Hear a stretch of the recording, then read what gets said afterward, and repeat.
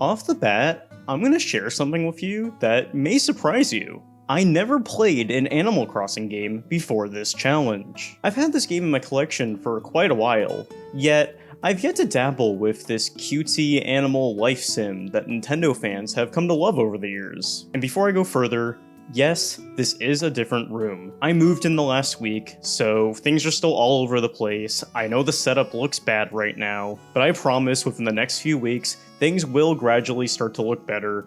Just bear with me. Until then, this is what you get. So yeah, let's see what these animals are crossing, and if I want anything to do with it.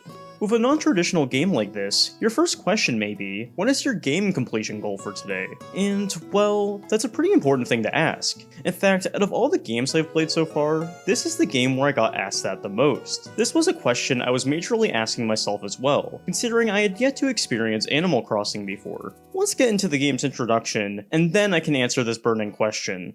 The first person we meet is Rover, and he's the one that is not just going to help introduce us to the game, but take us to the town we will be living in. We take the bus, and during the trip is when he immediately asks us a lot of basic information, such as the date and my name. If Rover can immediately gender me correctly, what's your excuse? He also asked what I want the town name to be, and chat told me to call it Guacamole, but due to the character limit, guess it's gonna have to be Guacamole instead. He then tries to figure out if I even know where I'm going to be living, and nope, not a clue. Rover's solution is to give me a map, and the first place I'm told to go when I arrive is the town hall.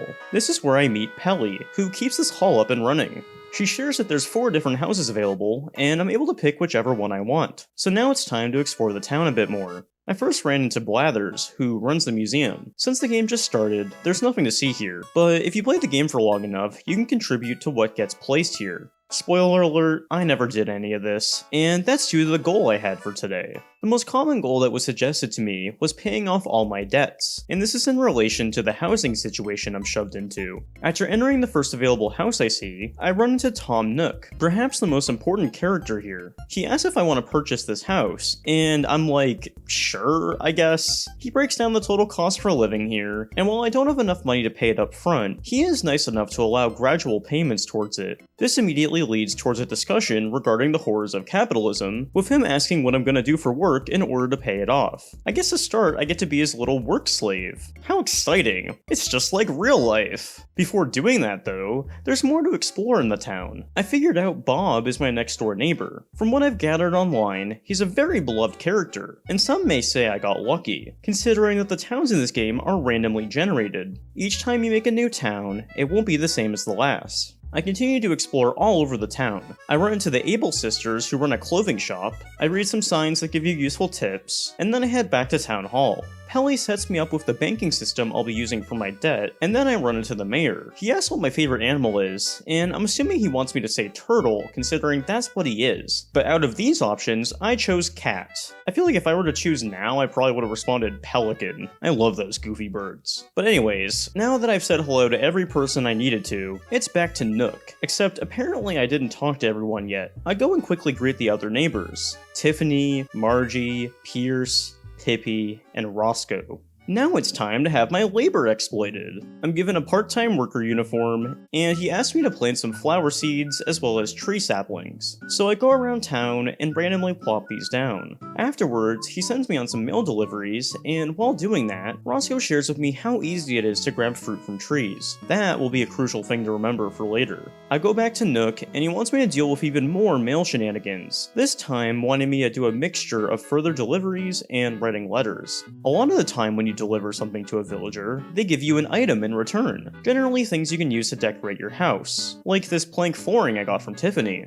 The last thing Nook wants me to do while on his payroll is make a flashy advertisement to put up at the town hall, and he said not to think about it too much, so I wrote what first came to mind.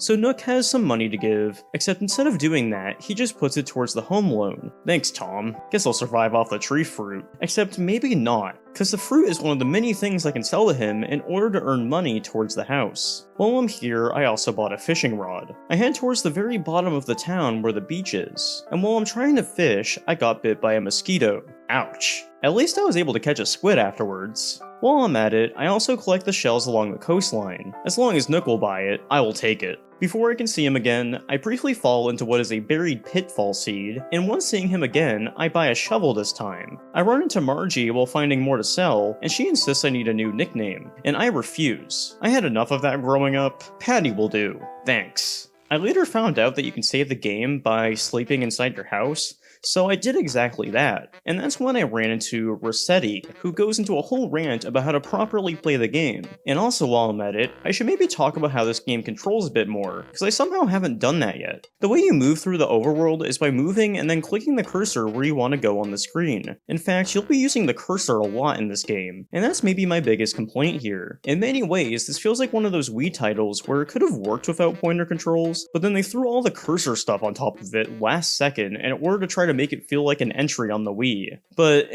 whatever. It's Animal Crossing. I still got a little more to talk about before getting deeper into thoughts like that. Towards the very end of my playthrough, when I still had a little bit of debt to go, someone in chat made me aware of this really cool trick I could do. Go next to a rock, dig a few holes next to the side of it in order to corner yourself, and then hit the rock with the shovel. Making the holes beforehand allows you to stay next to the rock after getting knocked back. Doing this enough times, I hit the jackpot. In fact, all the money that dropped here was enough to pay off the rest of my debt. So yeah, a bit anticlimactic, but you gotta admit that's a cool trick to learn. So that was Animal Crossing, and before I get further into my opinions, let me address some other concerns. Yes, I may have not gotten to experience every single thing this game has to offer. Like, I didn't get to flesh out my house, or interact further with the villagers, but hey, like I always say, I have over 1,000 games to play. Cut me some slack.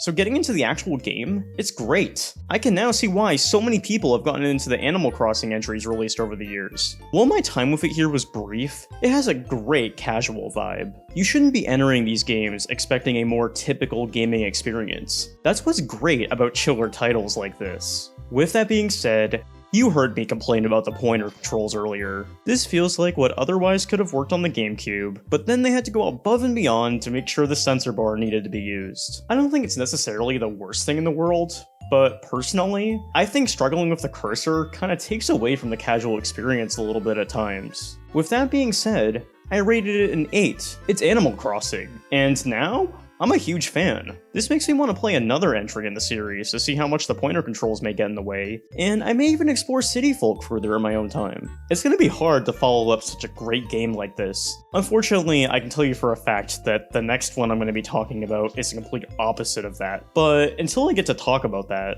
that's all I have for today. So, thanks for watching. Oh, very appropriate, my camera messed up at the end. Yeah, this setup will get a bit better the further I move in.